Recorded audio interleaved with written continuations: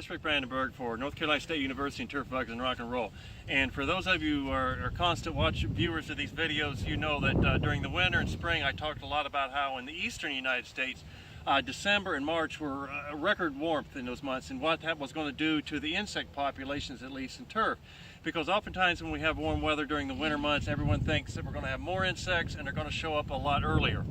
So one of the things that I've noticed this year, which is consistent with my observations over the last 30 plus years, is that when you have a warm winter, by the time you get to this time of year, and this time of year is early July, you really can't tell the difference.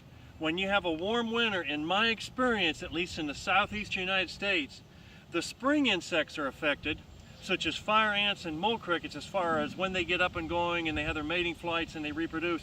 But the summer insects, such as Japanese beetles, green June beetles, southern mass chafer, the insects that have their mating flights and lay eggs during the summer, usually don't vary a whole lot.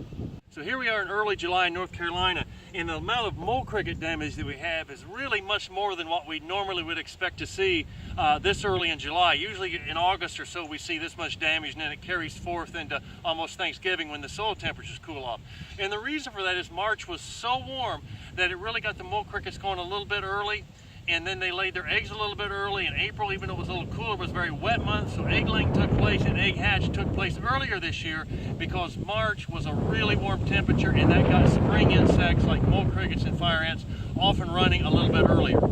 And then other insects such as Japanese beetles and green June beetles, I saw them right when I normally would expect to see them in North Carolina, about right the same time in June when they showed up, because their impact really happens in May and June and the temperatures we have there, and those were normal. So don't assume that when you have warm temperatures in the winter time, it's going to affect every insect. It probably is going to affect the spring insects more than it's going to affect the summer ones, and I can chalk up one more year of observations that confirm that. Mole crickets, fire ants, off to an early start. Green June beetles, mass chafers, other insects like that, timing seems to be normal. In North Carolina, I say if you get your treatments out around the 4th of July for white grubs, you're going to be in good shape with the wide variety of grub species that we have. Hope that helps. Look forward to talking with you again soon.